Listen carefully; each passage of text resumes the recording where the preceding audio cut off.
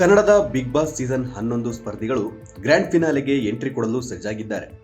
ಇತ್ತ ದಿನದಿಂದ ದಿನಕ್ಕೆ ಹೊಸ ಟ್ವಿಸ್ಟ್ ಪಡೆದುಕೊಂಡು ಬಿಗ್ ಬಾಸ್ ಮುನ್ನುಗ್ತಿದೆ. ಇದರ ನಡುವೆ ಈ ವಾರ ಶಾಕಿಂಗ್ ಎಲಿಮಿನೇಷನ್ ನಡೆದಿದ್ದು, ಯಾರು ಊಹಿಸದ ಸ್ಪರ್ಧಿ ಮನೆಯಿಂದ ಹೊರ ನಡೆದಿದ್ದಾರೆ ಎನ್ನಲಾಗಿದೆ. ಹಾಗಾದ್ರೆ ಆ ಸ್ಪರ್ಧಿ ಯಾರು ಅಂತ ಹೇಳ್ತೀವಿ. ಅದಕ್ಕೂ ಮೊದಲು ಬಾಸ್ ಟಿವಿ ಕನ್ನಡ ಚಾನೆಲ್ ಅನ್ನ ಸಬ್ಸ್ಕ್ರೈಬ್ ಮಾಡಿ. ಬಿಗ್ ಬಾಸ್ ಮನೆಯ Chaitra out.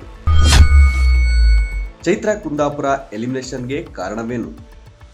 Big boss Kannada ಸೀಸನ್ 11ರ ಫಿನಾಲೆಗೆ ಇನ್ನೂ 15 ದಿನಗಳಷ್ಟೇ ಬಾಕಿ ಇರುವ ಹೊತ್ತಲ್ಲಿ ದೊಡ್ಡಮನೆಯಲ್ಲಿ ಶಾಕಿಂಗ್ ಎಲಿಮಿನೇಷನ್ ನಡೆದಿದೆ. ಫೈನಲಿಸ್ಟ್ ಆಗಬಹುದು ಎಂದುಕೊಂಡಿದ್ದ ಸ್ಪರ್ಧಿಯೇ ಎಲಿಮಿನೇಟ್ ಆಗಿದ್ದಾರೆ.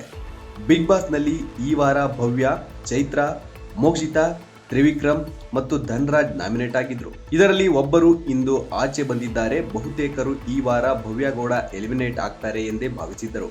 ಆದರೆ ಭವ್ಯ ಮೊದಲೇ ಸೇಫ್ ಆದ್ರು. ನಿನ್ನೆ ಸಂಚಿಕೆಯಲ್ಲಿ ಭವ್ಯ ಸೇಫ್ ಆಗಿದ್ದು ಎಲಿಮಿನೇಷನ್ ಬೆಂಕಿಯಿಂದ ಪಾರಾಗಿದ್ದಾರೆ.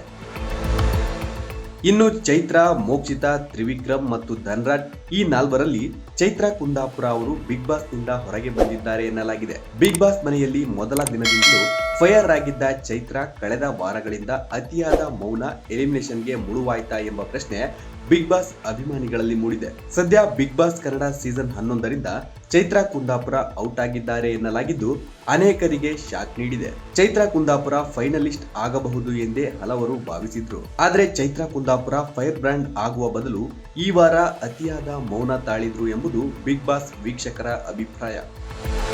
ಚೈತ್ರಾ ಕುಂದಾಪುರ ಅವರಿಗೆ ಇದೇ ಎಲ್ಲೋ ಒಂದೆಡೆ ನೆಗೆಟಿವ್ ಆಗಿರಲೂಬಹುದು. ಚೈತ್ರಾ ಕುಂದಾಪುರ ಈ ವಾರ ಕಡಿಮೆ ವೋಟ್ ಪಡೆಯುವ ಮೂಲಕ ಬಿಗ್ ಬಾಸ್ ಕನ್ನಡ ಸೀಸನ್ 11ರಿಂದ ಎಲಿಮಿನೇಟ್ ಆಗಿದ್ದಾರೆ. ಇಂದು ರಾತ್ರಿ ಪ್ರಸಾರವಾಗುವ ಬಿಗ್ ಬಾಸ್ ಕನ್ನಡ ಸೀಸನ್ 11ರ ವೀಕೆಂಡ್ ಸಂಚಿಕೆಯಲ್ಲಿ ನಟ ಸುದೀಪ್ ಮನೆಯಿಂದ ಎಲಿಮಿನೇಟ್ ಆಗುವ ಸ್ಪರ್ಧಿಯ ಹೆಸರನ್ನ ಅಧಿಕೃತವಾಗಿ ಹೇಳಲಿದ್ದಾರೆ ಎನ್ನಲಾಗಿದೆ.